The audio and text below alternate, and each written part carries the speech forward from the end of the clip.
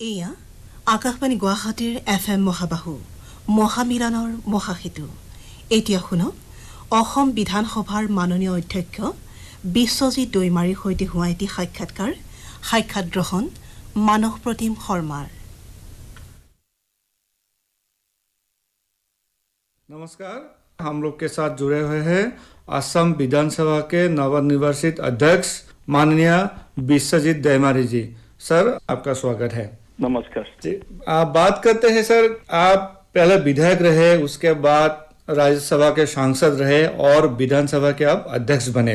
इस समय को आप कैसे देखते हैं, पूरे दौर को? सर देखिए, ये तो मेरा कोई ऐसे कभी भी सोचा नहीं था, मेरा उद्देश्य भी ये नहीं था। परंतु मैं सादा सीधा गांव में ऐसे ही जीवन अच्छी तरह से गुजर रहा था, लेकिन छात्र जीवन पार होने के बाद मेरे कुछ थोड़ा सा ऐसे टर्निंग पॉइंट आ गया कि वहाँ पर एक बोडो का मूवमेंट चल रहा था, तो उसी में छात्र संस्था के साथ जुड़ गया, नेताओं के साथ रहकर काम किया और इसी तरह बाद में जो निखिल बोडो छात्र संस्था है उसी की तरफ से 2001 को मुझे विधानसभा में विधायक के लिए मुझे नॉमिनेशन देने दिया और वहाँ पर सुनकर मैं पहले 2001 में विधायक बनना पड़ा, जो कि मैं कभी नहीं सोचा था। इसके बाद 2006 मैं विधानसभा में हार गया, लेकिन इसके बावजूद भी आसाम सरकार ने मुझे आर्ट फेड के चेयरमैन बना दिया 2006 से 2008। तब राज्यसभा का एक निर्वाचन आया और उसी में मुझे फिर कांग्रेस और उसी टाइम बीपीएफ मुझे राज्यसभा में फिर भेज दिया और उसी के बाद कंटिन्यूअसली में 4 टाइम्स के लिए राज्यसभा में रहा और इसी बार मुझे राज्यसभा में होते हुए भी फिर विधानसभा में लड़ने के लिए बोला। तो उदालगुड़ी जिले के पानीरी कंस्टिट्यूंसी में मैं वहाँ पर चुनाव लड़ा था, तो उसी से जीत कर आया और फिर अभी मुझे फिर स्पीकर बना दिया। ये मेरा दौरा है राजनीति में। तो मैं कभी इस बारे में नहीं सोचा था कि कभी मैं विधानसभा की उस कुर्सी पर बैठना पड़ेगा, जिसकी जो मर्यादा है उसको रखना बहुत बड़े जिम्मेदारी होता है जी। तो यही है मेरा जी। और जैसे आपने अभी कहा कि आप एक दौर से गुजर के अभी विधानसभा के अध्यक्ष बने, तो अध्यक्ष के नाते आपके लिए प्राथमिकता क्या होना चाहिए या प्राथमिकता क्या होगा आपके लिए? पहले प्राथमिकता तो मुझे खुद विधायनी जो प्रक्रिया है उसके बारे में जानना होगा, उसका जो प्रोसीड्यूर है, उसका जो रूल रेगुलेशन है, उसको मुझे अध्ययन करना पड़ेगा। इसका बाद जो विधायनी प्रक्रिया है उसको चलाना है और यहाँ मतलब किस तरह से इस विधानसभा में जिस कारण हमारी जो संसदीय गणतंत्र है उसी में वहाँ पर कार्यक्रम कैसा होना चाहिए इसको देखना है और इसी तरह से मुझे वहाँ पर अच्छे से अच्छा डिबेट कराने के लिए, बातचीत कराने के लिए हर बिल पे, ताकि अच्छी तरह से सब वहाँ पर बातें रखे और जिसके जरिए राज्यों की भलाई के लिए कुछ सिद्धांतों लिया जा सके। इस तरह का एक एनवायरनमेंट, परिवेश वहाँ पर मुझे वातावरण सृष्टि करना है और इसके लिए मुझे मेरा भूमिका किस तरह होना चाहिए जिससे सरकार पक्ष और विपक्ष ये दोनों के बीच में जो कंस्ट्रक्टिव लाइन पे मैं कैसे उन लोगों को मतलब वहाँ पर बातें करने का एक माहौल पैदा कर सकता है, तो उसके लिए मुझे सोचना होगा, स्ट्रेटेजी लेना होगा और अच्छे से अच्छे विधायनी व्यवस्था ताकि हो सके। तो वर्तमान का जो ये प्रक्रिया है तो इसमें क्या और नया चीज चाहिए और क्या चीज अभी जरूरत नहीं है, उसकी देख के थोड़ा सा अदल बदल करने का भी शायद जरूरत हो सकता है। इस सारी चीज को अभी मुझे देखना है सबसे पहले जी। और जैसे आपने बताया आप 4 बार राज्यसभा के सांसद रह चुके हैं, तो आपको क्या लगता है कि जो वो एक्सपीरियंस आपने गेन किया वहाँ पे, देश के हर जगह से जो सांसद आए आपके साथी संग, उन लोग से आपने बात किया, संसद में असम के कई मुद्दे आपने उठाए, हम लोग ने टीवी पर भी देखा, रेडियो में भी सुना, तो वो एक्सपीरियंस यहाँ कैसे आप काम पे लगाएंगे? हाँ, मेरा जो ये लंबे समय, एक तो है विधानसभा में रहकर और दूसरा ये संसद में रहकर जो मुझे मिला है अभिज्ञता, ये मेरे अभी थोड़ा काम में आ जाएगा कि वहाँ पर मैंने बहुत सारे ऐसे प्रक्रियाएं देखे और वहाँ पर अच्छे वहाँ पर डिबेट देखे, कब कैसे किस तरह वहाँ चेयरमैन ने राज्यसभा में हाउस को संभाला था और मतलब किस तरह हमारे सदस्य गणों को उन्होंने मतलब एडवाइस दी। तो ये सारे चीज तो मेरे बहुत ये एक्सपीरियंस अभी काम में आ जाएगा और इसको भी मैं थोड़ा सा इस एक्सपीरियंस के जरिए चला सकता हूँ। तो भी एक संसद के नाते पार्लियामेंट का जो एक्सपीरियंस होता है वो स्पीकर में तो इतना काम में आ नहीं सकता है, क्योंकि अभी हाउस को संभालना है। तो पहले सिर्फ खुद के लिए तैयार होना था, अभी मुझे हाउस के लिए पूरा तैयार होना है। सबका भी मन को जानना है, सबका भी मन को संतुष्ट करना है और सबके जो वहाँ पर उत्थापन किया जाए जो विषय है, इस विषय को भी देखना है और इसमें एज पर रूल वही लोग किया कि नहीं किया है सम्मानीय सदस्यगण, इसको भी मुझे रूल के हिसाब से हर समय दृष्टि रखना है। तो ये सारे चीजें हैं और इसके लिए चेयरमैन होने के नाते सारे रूल्स के बारे में जानना बहुत जरूरी है। तो ये मेरे लिए बहुत थोड़ा कठिन काम होगा, इस सारे चीज को याद रखना। ये एक हिस्ट्री का स्टूडेंट का दिशा हो गया मेरा। हिस्ट्री में हम लोग राजा महाराजा का बारे में, उनके युद्धों के बारे में, कब किसको क्या आक्रमण किया हम सब जानते हैं, लेकिन कब हुआ था इसका सन को हमको याद रखना है। और अगर आप इसका सन को याद नहीं रख सकता है तो इसका तारीख को, दिनांक को अगर आपको याद नहीं रख सकता है, कोई हिस्ट्री का स्टूडेंट कोई फायदा नहीं है। तो अभी संसदीय प्रक्रिया को मैं जानता हूँ, विधायनी प्रक्रिया को मैं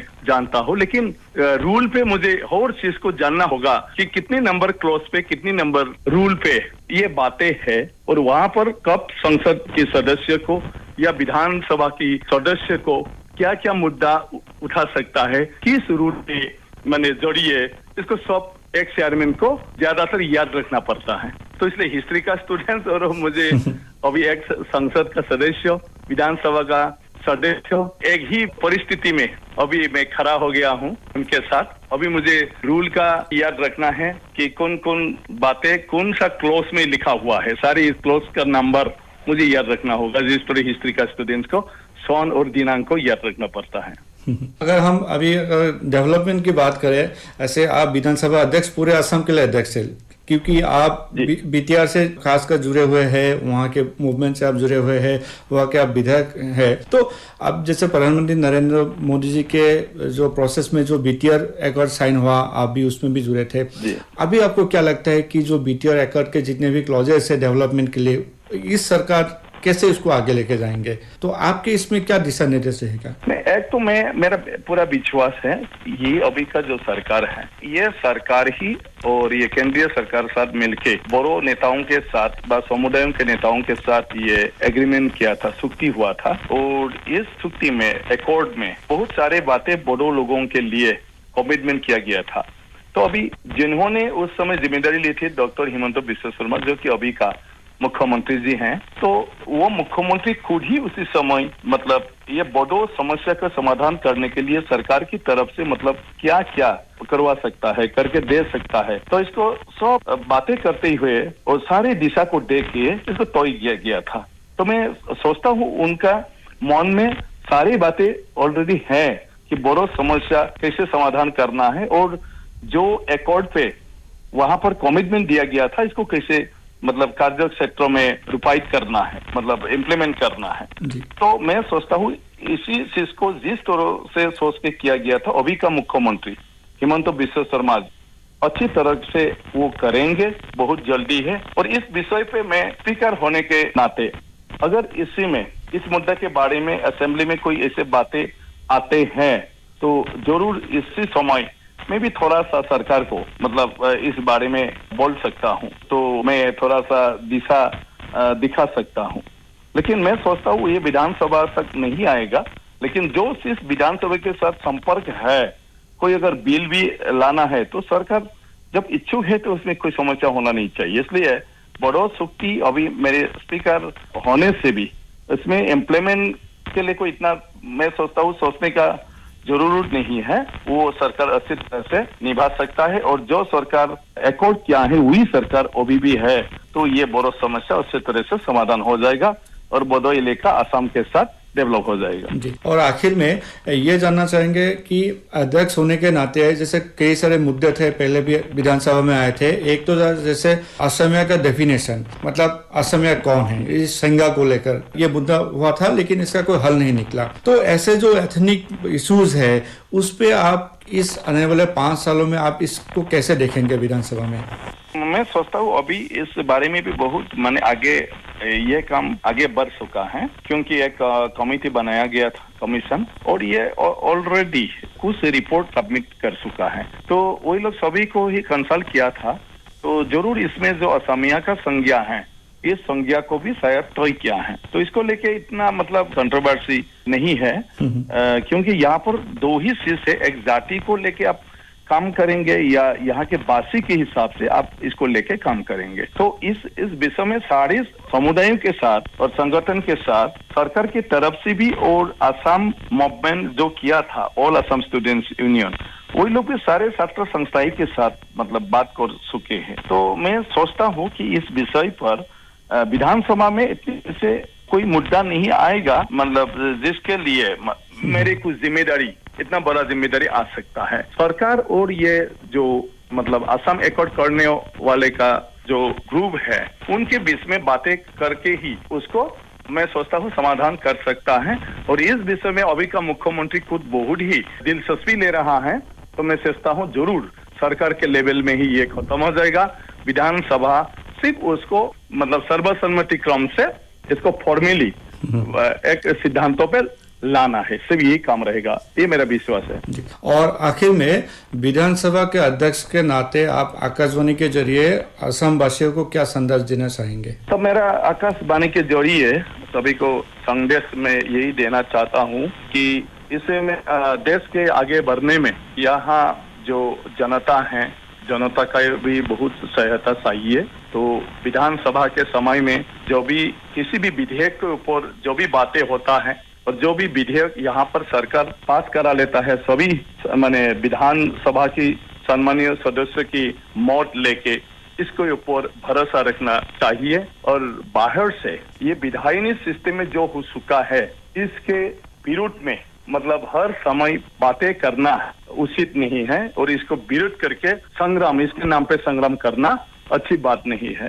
तो गणतांत्रिक इस देश में हमारे देश को चलाने का जो प्रक्रिया है ये यही है, हम जो भी बातें क्यों चिंता ना करें, इसको हमारे द्वारा चुने हुए सदस्य लोगों को लेके ही सरकार होता है और इस सरकार ने चुने हुए लोगों का मत लेके ही ये सारे सिद्धांत तो लेते हैं कि देश को आगे बढ़ाने के लिए किस तरह का एक परिकल्पना लेके, प्लानिंग लेके आगे बढ़ा सकता है, ये सारे इस विधानसभा में बातें किया जाता है। तो इसीलिए विधानसभा में जो होता है ये सभी लोगों के लिए होता है और जो ये सिद्धांत लिया होता है इसमें जनता भी इन्वॉल्व होता है, क्योंकि उनके चुने हुए प्रतिनिधि लोगों ने ही इसको तय करता है।